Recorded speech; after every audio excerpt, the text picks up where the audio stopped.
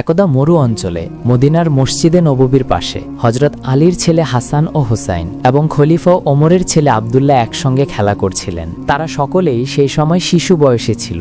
শিশুরা খেলতে খেলতে অনেক সময় ঝগড়াঝাটিও করেই থাকে। তাদের মধ্যেও এই একই ঘটনা ঘটে গেল। খেলা করতে করতে হোসাইন ও আবদুল্লাহর মধ্যে তুমুল ঝগড়া লেগে গেল।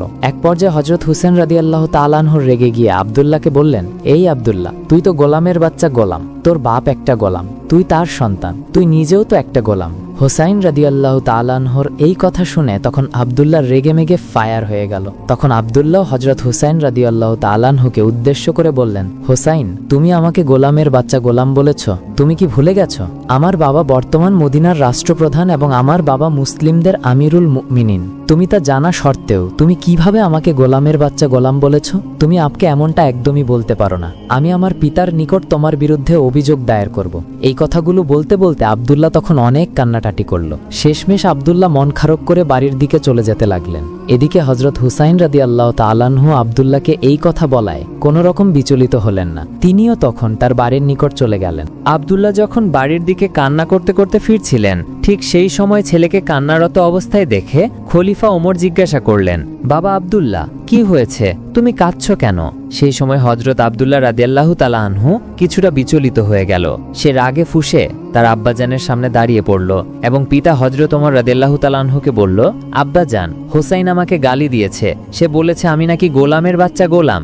আমাকে বলেছে তোর বাপ ওমর একটা গোলাম, তুই তার সন্তান, তুইও গোলাম, তুই গোলামের বাচ্চা গোলাম। আব্বাজান, আমি আপনার কাছে বিচার দায়ের করলাম, আপনি এর একটা সঠিক বিচার করে দিবেন, কেননা ন্যায় বিচার করা আপনার ঈমানি দায়িত্ব। তখন হজরত ওমর রাদিয়াল্লাহু তাআলা আনহু ছেলের মুখের এমন কথা শুনে হতবম্ব হয়ে গেল।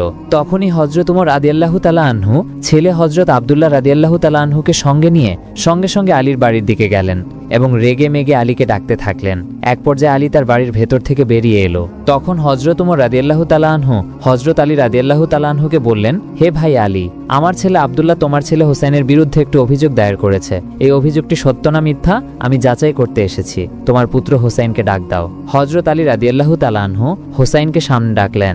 অতঃপর সেখানে হজরত হোসেন রাদিয়াল্লাহু তাআলা আনহু এসে উপস্থিত হলে খলিফা ওমর রাদিয়াল্লাহু তাআলা আনহু নিজেই হোসাইনকে জিজ্ঞাসা করলেন, হে হোসাইন, তুমি কি আমার পুত্র আবদুল্লাহকে গোলামের বাচ্চা গোলাম বলে গালি দিয়েছ? 6 বছরের ছোট বালক হজরত ইমাম হোসাইন রাদিয়াল্লাহু তাআলা আনহু এক বাক্যে স্বীকার করে বললেন, হ্যাঁ, আমি আবদুল্লাহকে গোলামের বাচ্চা গোলাম বলে গালি দিয়েছি। তখনই হজরত ওমর রাদিয়াল্লাহু তাআলা আনহু হজরত আলী রাদিয়াল্লাহু তাআলা আনহুকে উদ্দেশ্য করে বললেন, হে আলী, তুমি শুনলে তো তোমার ছেলের মুখের কথা। তোমার ছেলে আমার পুত্র আবদুল্লাহকে গোলামের বাচ্চা গোলাম বলে গালি দিয়েছে। আগামীকাল জুম্মার নামাজ শেষে মসজিদে নববীতে তোমার ছেলে হোসাইনের বিচার করা হবে। সেই মসজিদে নববী সকল মানুষের সামনে তোমার ছেলের বিচার করা হবে। তুমি এবং তোমার ছেলে হোসাইন মসজিদে নববীতে উপস্থিত থাকবে। পরের দিন ছিল জুম্মাবার। জুম্মার নামাজ শেষ করে মসজিদে নববীর সামনে হাজার হাজার সাহাবী তখন উপস্থিত ছিলেন। জুম্মার দিনে সচরাচর সকলেই উপস্থিত থাকে।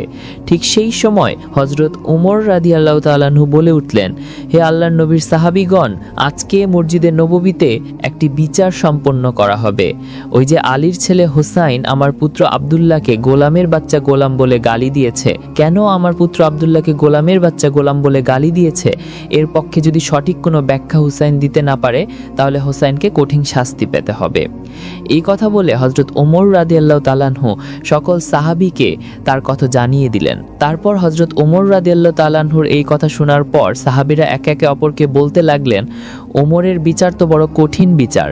নিজের ছেলে আবু সাহামা সামান্য একটু মদ পান করেছিলেন, সেই সময় সেই অপরাধে তাকে চাবুক মেরে হত্যা করেছে।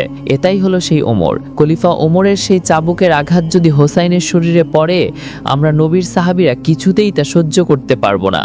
যেই হোসাইনের পা থেকে মাথা পর্যন্ত রাসূলুল্লাহ সাল্লাল্লাহু আলাইহি সাল্লাম চুম্বন খেয়েছেন, সেই হোসাইনের শরীরে ওমরের চাবুকের আঘাত পড়বে, আমরা নবীর সাহাবীরা তা কিছুতেই সহ্য করতে পারবো না। সেই সময় উপস্থিত থাকা সকল সাহাবীদের মধ্যে একটি গুঞ্জন তৈরি হয়ে গেল। সকলেই হতভম্ব হয়ে গেল। উপস্থিত সকল সাহাবী হযরত ওমর রাদিয়াল্লাহু তাআলা আনহুকে উদ্দেশ্য করে বললেন, ইয়া আমিরুল মুমিনিন খলিফাতুল মুসলিমিন, আপনি সবসময় কোরআন এবং হাদিস দিয়ে সমাজের বিচার কার্য সম্পন্ন করেছেন।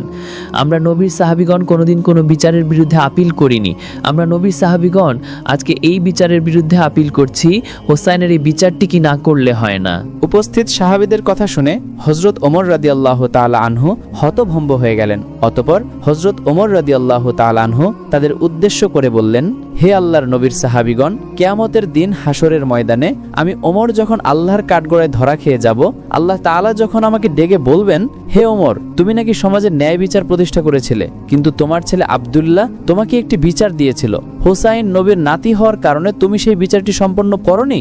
হে আল্লাহর নবীর সাহাবীগণ, সেই দিন আসামের কাঠগড়ায় কি তোমরা আমার পরিবর্তে দাঁড়িয়ে আল্লাহর কাছে জবাবটি দিতে পারবে? আমি জানি তোমরা কেউ এই জবাব দিতে পারবে না। অতএব আমাকে হকের উপর অটল থেকে প্রতিটি বিচার ন্যায়ভাবে সম্পন্ন করতে হবে। হোসেনের এই বিচারটিও আমাকে সম্পন্ন করতে হবে। মসজিদে নববীর সামনে হাজার হাজার সাহাবী তখন উপস্থিত ছিল। তখন তারা সবাই একে অপরের সাথে কথা বলছিল। হযরত হুসাইন রাদিয়াল্লাহু তাআলা আনহুর বিচার হবে এটা যেন তারা মেনে নিতে পারছিলেন না। সকলের চোখ দিয়ে তখন দর করে পানি পড়ছিল এবং সকলের মনে সেই সময় একটাই ভাবনা ছিল, উমরের বিচার বড় কঠিন বিচার। এই উমরের চাবুকের আঘাত হোসাইনের শরীরে পড়বে, আমরা নবীর সাহাবীরা তা কি করে সইব? ঠিক তখনই হযরত ওমর রাদিয়াল্লাহু তাআলা আনহু হযরত হুসাইন রাদিয়াল্লাহু তাআলা আনহুকে সামনে ডাকলেন। অতঃপর হযরত ওমর রাদিয়াল্লাহু তাআলা আনহু হুসাইন রাদিয়াল্লাহু তাআলা আনহুকে বললেন, হে হুসাইন, তুমি যে আব্দুল্লাহকে গোলামের বাচ্চা গোলাম বলে গালি দিয়েছ, যদি তোমার এই কথার পক্ষে উপযুক্ত ব্যাখ্যা না দিতে পারো তাহলে তোমাকে কঠিন শাস্তি দেওয়া হবে। 6 বছরের ছোট্ট বালক ইমাম হুসাইন রাদিয়াল্লাহু তাআলা আনহু তখন বলে উঠলেন, ইয়া আমিরুল মুমিনিন খলিফাতুল মুসলিমিন, আজকে আপনি অর্ধেক পৃথিবীর শাসক হয়েছেন, মুসলমানদের আমিরুল মুমিনিন হয়েছেন, কিন্তু আপনি কি অস্বীকার করতে পারবেন আপনি আমার নানার গোলাম ছিলেন না? আমি হুসাইন দেখেছি আমার নানা যখন অজু করার জন্য এগিয়ে আসতেন, আপনি ওমর পানির পাত্র নিয়ে তখন দাঁড়িয়ে থাকতেন আমার নানাকে সেই সময় পানি দেওয়ার জন্য। আমি হুসাইন দেখেছি আমার নানা যখন নামাজ শেষ করে মসজিদে নবাবী থেকে বের হতেন, আপনি ওমর আমার নানার জুতা নিয়ে তখন দাঁড়িয়ে থাকতেন আমার নানাকে তখন জুতাটি পুড়িয়ে দেওয়ার জন্য। আমি হুসাইন দেখেছি আমার নানা যখন ঘোড়ায় চড়ে কোথাও সফরে যেতেন, আপনি ওমর আমার নানার ঘোড়ার লাগাম ধরে টেনে টেনে নিয়ে যেতেন। আপনি ওমর কি অস্বীকার করতে পারবেন আপনি আমার নানার গোলাম ছিলেন না? তখন হযরত হুসাইন রাদিয়াল্লাহু তাআলা আনহুর এই কথাগুলো শুনে এক মুহূর্তের মধ্যেই সবকিছু যেন নিস্তব্ধ হয়ে গেল। মসজিদে নববীর সামনে উপস্থিত হাজার হাজার সাহাবী এবং হযরত ওমর রাদিয়াল্লাহু তাআলা আনহুর চোখ দিয়ে দর করে পানি পড়তে লাগলো। তখন হযরত ওমর রাদিয়াল্লাহু তাআলা আনহু ছোট্ট বাচ্চার মতো ফুপিয়ে ফুপিয়ে কাঁদতে লাগলেন এবং সেই সময় হযরত হুসাইন রাদিয়াল্লাহু তাআলা আনহুকে বললেন, বাবা হুসাইন, তুমি কি কোনো কাগজে লিখে দিতে পারবে আমার নানা মুহাম্মদুর রাসূলুল্লাহর গোলাম ছিল খলিফা ওমর? তখন হযরত হুসাইন রাদিয়াল্লাহু তাআলা আনহু হযরত ওমর রাদিয়াল্লাহু তাআলা আনহুকে বললেন, হ্যাঁ, আমি অবশ্যই লিখে দিতে পারবো। অতঃপর হযরত হুসাইন রাদিয়াল্লাহু তাআলা আনহু একটি কাগজে লিখে দিলেন, আমার নানা মুহাম্মদুর রাসূলুল্লাহর গোলাম ছিল ওমর খলিফা। তখন হযরত ওমর রাদিয়াল্লাহু তাআলা আনহু সেই কাগজের টুকরাটি হাতে নিয়ে মসজিদে নববীর সামনে উপস্থিত সকল সাহাবীদের উদ্দেশ্য করে বললেন, হে আল্লাহ নবীর সাহাবীগণ, এই পৃথিবীতে আমি একদিন যখন থাকব না, আমি যখন ইন্তেকাল করব, আমার কাফনের কাপড়ের ভিতরে তোমরা এই কাগজের টুকরা প্রবেশ করিয়ে দিবে। কিয়ামতের দিন হাসরের ময়দানে আমি ওমর যখন আল্লাহ তাআলার কাঠগড়ায় দাঁড়িয়ে যাব, আমি ওমরের সারা জীবনের কোনো নেক আমল যদি আল্লাহর কাছে গ্রহণযোগ্য না হয়, সেদিন এই কাগজের টুকরাটি আমি আল্লাহর কাছে দেখিয়ে বলবো, হে আল্লাহ, তোমার বন্ধু তোমার হাবিবের প্রিয় কলিজার টুকরা নাতি হুসাইন লিখে দিয়েছেন আমি তোমার হাবিব মুহাম্মদুর রাসূলুল্লাহ সাল্লাল্লাহু আলাইহি ওয়াসাল্লামের গোলাম ছিলাম। হে আল্লাহ, তুমি তোমার বন্ধুর গোলামকে কি করে জাহান্নামে দিবে? আমি ওমর বিশ্বাস করি সেই দিন আমি এই কাগজের টুকরার বিনিময়ে হলেও আল্লাহ রাব্বুল আলামিনের আসামির কাঠগড়া থেকে মুক্তি পেয়ে যাব। হযরত ওমর রাদিয়াল্লাহু তাআলা আনহু তার পুত্র আব্দুল্লাহ রাদিয়াল্লাহু তাআলা আনহুকে উদ্দেশ্য করে বললেন, বাবা আব্দুল্লাহ, তুই আর হোসাইনের বিরুদ্ধে কোনো অভিযোগ আনিস না। হাসরের ময়দানে তুইও যখন আসামির কাঠগড়ায় দাঁড়িয়ে যাবি, তুইও আল্লাহ রাব্বুল আলামিনকে বলবি, আমি হলাম গোলামের বাচ্চা গোলাম, আপনার বন্ধুর গোলাম ছিল আমার বাবা আর আমি তারই সন্তান। তুইও হাসরের ময়দানে এই পরিচয় দিবি। আমি বিশ্বাস করি আল্লাহ রাব্বুল আলামিন তার বন্ধুর গোলামদের কখনোই জাহান্নামে দিবে না। হযরত হুসাইন রাদিয়াল্লাহু তাআলা আনহুকে সকলেই ভালোবাসত। সকল সাহাবীগণের নয়ন মণি ছিলেন হযরত হুসাইন রাদিয়াল্লাহু তাআলা আনহু। মক্কার ধুলিময় পথে এক এতিম শিশু একাকী দাঁড়িয়েছিল। তার চোখে অশ্রু, হাতে কিছুই নেই, না খাবার না পোশাক। তার সমস্ত সম্পদ ছিনিয়ে নিয়েছিল মক্কার ক্ষমতাধর ব্যক্তি আবু জাহেল। এই শিশু মক্কার পরিবেশ সম্পর্কে কিছুই জানতো না কোথায় গিয়ে ন্যায় বিচার পাওয়া যায়। মক্কার কিছু ষড়যন্ত্রকারী লোক এই ঘটনাকে কেন্দ্র করে একটি চক্রান্ত শুরু করল। তারা শিশুটিকে বলল, তুমি বনু হাশিম গোত্রের মুহাম্মদের কাছে যাও, একমাত্র তিনি তোমার অধিকার ফিরিয়ে দিতে পারবেন। শিশুটি আশার আলো নিয়ে হযরত মুহাম্মদ সাল্লাল্লাহু আলাইহি ওয়াসাল্লামের দ্বারস্থ হলো। সে কাঁপা কণ্ঠে বলল, ইয়া রাসূল রাসূল, আমার সম্পদ আবু জাহেল ছিনিয়ে নিয়েছে, আমাকে সাহায্য করুন। নবী করিম সাল্লাল্লাহু আলাইহি ওয়াসাল্লাম শিশুটির দিকে স্নেহের দৃষ্টিতে তাকালেন এবং বললেন, চলো, আমি তোমার অধিকার আদায় করে দেব। নবীজি শিশুটিকে সঙ্গে নিয়ে আবু জাহেলের বাড়ির দিকে রওনা হলেন। দরজায় টোকা পড়তেই আবু জাহেল বেরিয়ে এলো। তিনি নবীজিকে দেখে অবাক হয়ে বললেন, হে মোহাম্মদ, তুমি আমার বাড়িতে কেন এসেছ? নবী করিম সাল্লাল্লাহু আলাইহি ওয়াসাল্লাম দৃঢ় কণ্ঠে বললেন, এই এতিম শিশুর সম্পূর্ণ সম্পদ ফিরিয়ে দাও। তার কথায় এমন এক প্রতাপ ছিল যে আবু জাহেলের হৃদয়ে ভয়ের ছায়া পড়ল। সে কোনো কথা বলতে পারল না। তৎক্ষণাৎ ঘরে গিয়ে শিশুর সমস্ত সম্পদ ফিরিয়ে দিল। নবীজি শিশুটিকে নিয়ে চলে গেলেন। ষড়যন্ত্রকারীরা আবু জাহেলের কাছে ছুটে গিয়ে বলল, হে আবু জাহেল, তুমি মোহাম্মদের এক কথায় সব ফিরিয়ে দিলে কেন? আবু জাহেল কাঁপা কাঁপা কণ্ঠে বলল, যখন মোহাম্মদ আমাকে শিশুর অধিকার ফিরিয়ে দেওয়ার হুকুম দিলেন, তখন আমি অনুভব করলাম আমার দুই পাশ থেকে কেউ আমাকে শক্ত করে চেপে ধরেছে। যদি আমি অমান্য করতাম তবে হয়তো আমি সেখানেই মারা যেতাম। এই ঘটনা মক্কায় আলোড়ন সৃষ্টি করল এবং নবীজির প্রতি মানুষের শ্রদ্ধা আরও বেড়ে গেল।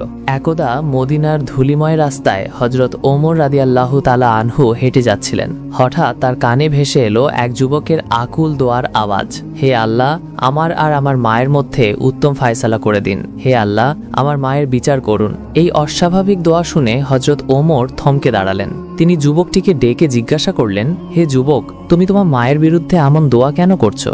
যুবকটি কাঁপা কণ্ঠে বলল, হে আমিরুল মুমিনিন, আমার মা আমাকে 10 মাস 10 দিন গর্ভে ধারণ করেছেন, 2 বছর দুধ পান করিয়েছেন, কিন্তু যখন আমি বড় হয়ে ভালো মন্দ বুঝতে শিখলাম তখন তিনি আমাকে তাড়িয়ে দিয়েছেন। তিনি বলেন তিনি আমাকে চেনেন না। হযরত ওমরের হৃদয়ে স্নেহ ও ন্যায় বিচারের আগুন জ্বলে উঠল। তিনি যুবককে বললেন, আগামীকাল তোমার মাকে নিয়ে আমার বিচারালয়ে আসো, আমি তোমার বিচার করব। পরের দিন যুবক তার মাকে নিয়ে এলো। মহিলাটি তার 4 বোন ও 40 জন সাক্ষীকে সঙ্গে নিয়ে হযরত ওমরের দরবারে হাজির হলেন। হযরত ওমর যুবককে বললেন, তোমার আরজি পেশ করো। যুবক বলল, আল্লাহর কসম, এই মহিলা আমার মা। তিনি আমাকে গর্ভে ধারণ করেছেন, দুধ পান করিয়েছেন, কিন্তু এখন তিনি আমাকে চেনেন না বলে তাড়িয়ে দিয়েছেন। আপনি বিচার করুন। হযরত ওমর মহিলার দিকে তাকিয়ে বললেন, হে আল্লাহর বান্দি, এই যুবক কি বলছে? তুমি কেন তাকে ছেলে বলে স্বীকার করছো না? মহিলা দৃঢ় কণ্ঠে বললেন, হে আমিরুল মুমিনিন, আল্লাহর কসম, যিনি আসমান জমিনের মালিক, যার ইশারা ছাড়া একটি পাতাও নড়ে না, আমি এই যুবককে চিনি না। আমি তাকে কখনো গর্ভে ধারণ করিনি, দুধ পান করাইনি, আমি কখনো বিয়ে করিনি। তাহলে সন্তান কোথা থেকে হবে? এই যুবক মিথ্যা দাবি করে আমাকে আমার সম্প্রদায়ের সামনে লাঞ্ছিত করতে চায়। হযরত ওমর বললেন, তোমার কথার পক্ষে কি কোনো সাক্ষী আছে? মহিলা বললেন, হ্যাঁ, আমার 40 জন সাক্ষী আছে। তখন 40 জন লোক এগিয়ে এসে সাক্ষ্য দিল, এই মহিলা কুরাইশ সম্প্রদায়ের একজন সম্মানিত নারী, তিনি কখনো বিয়ে করেননি।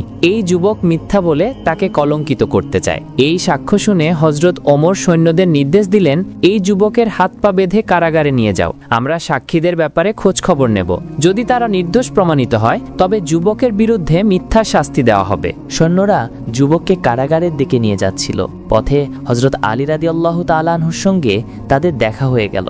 যুবক চিৎকার করে বলল, হে শের খোদা আলী, আমি একজন অত্যাচারিত যুবক। আমিরুল মুমিনিন আমাকে কারাগারে পাঠিয়েছেন, আপনি আমাকে রক্ষা করুন। হযরত আলী সৈন্যদের বললেন, তাকে ফিরে নিয়ে যাও অমরের বিচারালয়ে। অতঃপর সৈন্যরা বিচারালয়ে ফিরে গিয়ে বলল, হে আমিরুল মুমিনিন, আলী আমাদের ফিরিয়ে যেতে বলেছেন।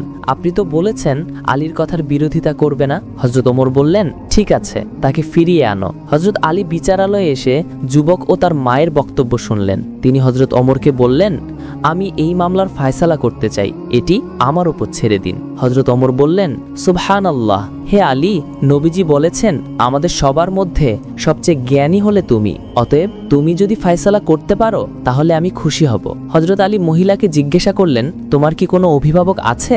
মহিলা বললেন, আমার 4 বোন আছে। হযরত আলী তাদের দিকে তাকিয়ে বললেন, তোমরা কি আমাকে অভিভাবক হিসেবে মেনে নেবে? তারা বলল, হে শেরে খোদা, আপনি নবীজির জামাতা, আপনার ফায়সালা আমরা মনে প্রাণে মেনে নেব।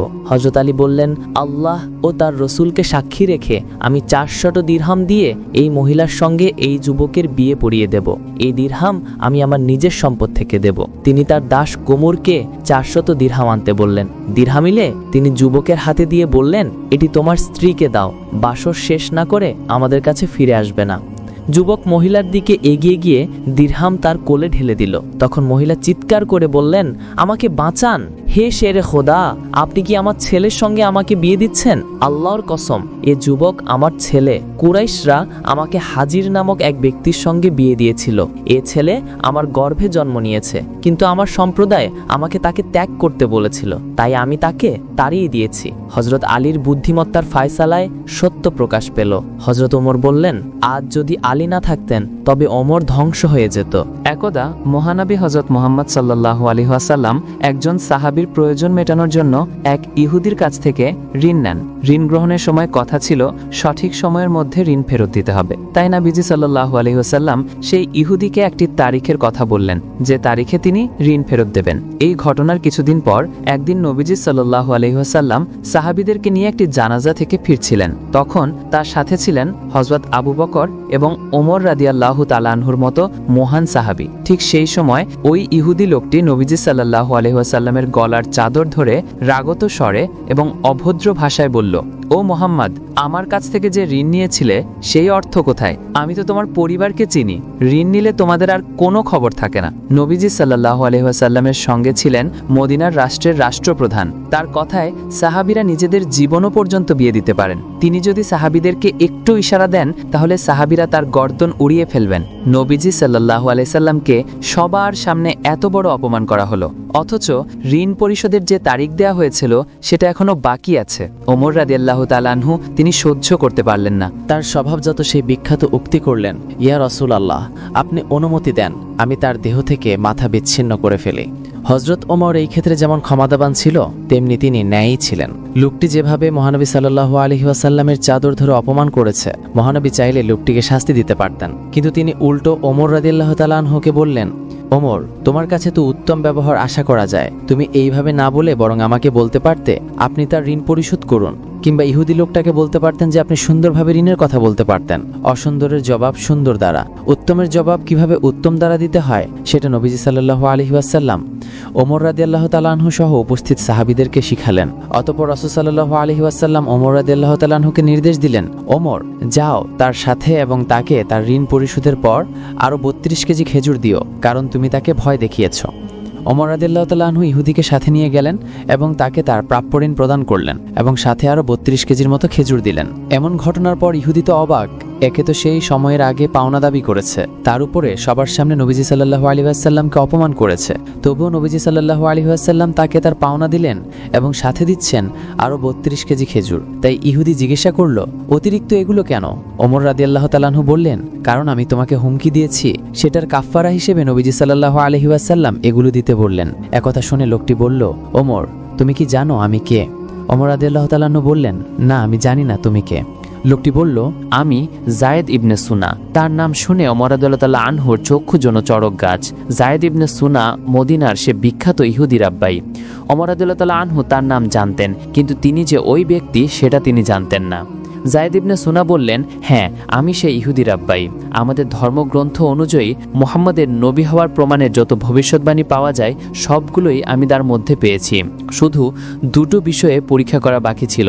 সেই দুটো ছিল, মুহাম্মাদকে কেউ রাগালে তিনি সহনশীলতা দেখাবেন, কোনো মূর্খ তার কাছে এসে মূর্খের মতো আচরণ করলে তিনি বরং সেই মূর্খের সাথে ভালো আচরণ করবেন, অর্থাৎ তিনি মন্দের জবাব ভালোর মাধ্যমে দেবেন এবং অনুত্তমের জবাব তিনি উত্তমের মাধ্যমে দেবেন।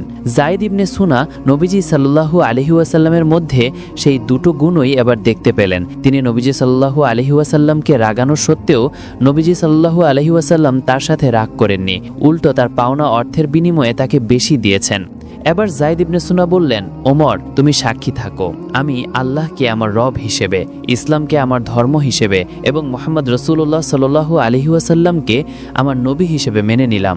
আমার অনেক সম্পদ আছে, আমি আমার অর্থ সম্পদ ইসলামের পথে দান করে দিলাম।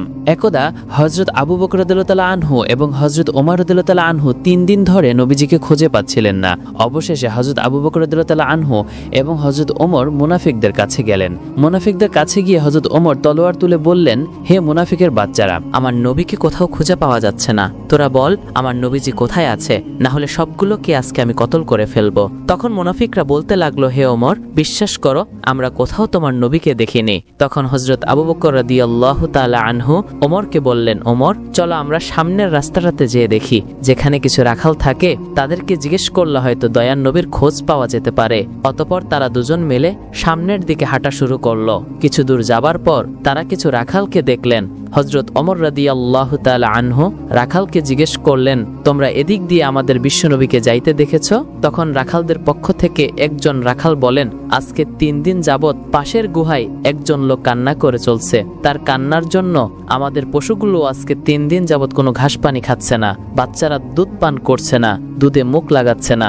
মনে হচ্ছে আমাদের পশুগুলো যেন 3 দিন ধরে কান্না করছে। ভাই তোমরা তোমাদের লোককে নিয়ে যাও, তাইলে হয়তো আমাদের পশুগুলো আগের মতো খাবার খাওয়া শুরু করবে। এবার হযরত আবু বকর রাদিয়াল্লাহু তাআলা আনহু হযরত ওমরকে বললেন, ওমর যার কান্না শুনে পশু পাখিরা পর্যন্ত খাওয়া দাওয়া ছেড়ে দিয়েছে সে আর কেউই হবে না, তিনি আমাদের নবী হযরত মুহাম্মদ সাল্লাল্লাহু আলাইহি ওয়াসাল্লাম হবে। তখন হযরত আবু বকর নবীর খোঁজে গুহার দিকে চললেন। আবু বকর এবং হযরত ওমর রাদিয়াল্লাহু তাআলা আনহু গুহার মধ্যে গিয়ে দেখলেন আমাদের নবী সেজদায় পড়ে উম্মতি উম্মতি বলে কান্না করছে। এবার হযরত ওমর রাদিয়াল্লাহু তাআলা আনহু নবীকে উদ্দেশ্য করে বললেন, ইয়া রাসূলুল্লাহ, আমরা আজকে 3 দিন যাবত আপনাকে খুঁজতে খুঁজতে হয়রান হয়ে গিয়েছি।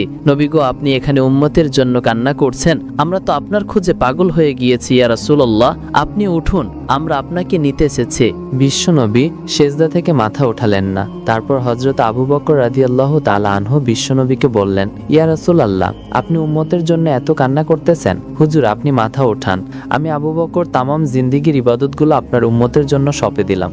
তারপর আমার নবী মাথা ওঠান না। তারপর হযরত আবু বকর এবং হযরত ওমর রাদিয়াল্লাহু তাআলা আনহু বাড়ির দিকে আসলেন। পথে হযরত আলী রাদিয়াল্লাহু তাআলা আনহার সাথে সাক্ষাৎ হয়। তারপর হযরত আলীকে আবু বকর ও হযরত ওমর বিস্তারিত সবকিছু বললেন। তারপর হযরত আলী বাড়িতে গিয়ে মা ফাতেমা এবং হাসান হুসাইনকে নিয়ে নবীজির গুহার মধ্যে চলে আসেন। এবার হযরত ফাতেমা আমার নবীকে লক্ষ্য করে বললেন, আব্বাজান, আপনি কেমনে পারলেন আজকে 3 দিন যাবত আমাদেরকে ভুলে থাকতে? আমরা আপনাকে সমস্ত জায়গায় খুঁজে খুঁজে হয়রান হয়ে গেছি। গিয়েছে আপনার নাতি হাসান এবং হুসাইন কান্না করছে।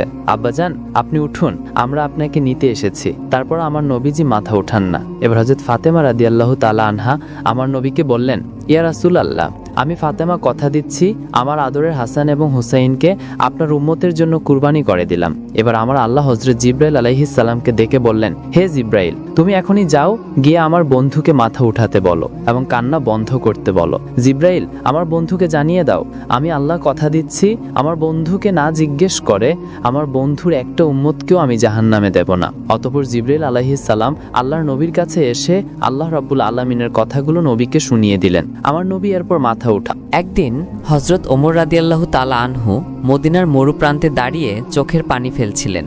সঙ্গে থাকা সাহাবীরা জিজ্ঞাসা করলেন, হে আমিরুল মুমিনিন, আপনি কেন কাঁদছেন? হযরত ওমর বললেন, আজ আল্লাহ আমাকে কতটা সম্মান দিয়েছেন। এই মরুপ্রান্তে আমি ছোটবেলায় উট চড়াতাম। প্রখর রোদে ঘাম পায়ে পড়ত, ছায়ার জন্য উটের পেছনে বসতাম। তখন উট মল ত্যাগ করত আর সেই মল আমার মাথায় পড়ত। আমার বাবা আমাকে আর আমার ফুপুদের দিয়েও বেড়ার পাল চড়াতেন। আজ আল্লাহ আমাকে অর্ধ পৃথিবীর বাদশা বানিয়েছেন। এই স্মৃতি মনে হতেই আমার চোখে পানি এসে গেছে। এই কথা শুনে সাহাবীরা নীরব হয়ে গেলেন। হযরত ওমরের জীবনের এই পরিবর্তনের জন্য আল্লাহর শুকরিয়া আদায় করলেন। প্রিয় দর্শক, হযরত আলীর বুদ্ধিমত্তা ও হযরত ওমরের ন্যায় বিচারের এই গল্পটি আপনার কেমন লেগেছে তা কমেন্টে জানান। আর এমন আরও আবেগময় ও শিক্ষণীয় গল্পের জন্য আমাদের চ্যানেলটি সাবস্ক্রাইব করুন, ভিডিওটি লাইক করুন এবং আপনার প্রিয়জনের সঙ্গে শেয়ার করুন। নিচে কমেন্ট করে জানান এই গল্পের কোন অংশ আপনাকে সবচেয়ে বেশি মুগ্ধ করেছে।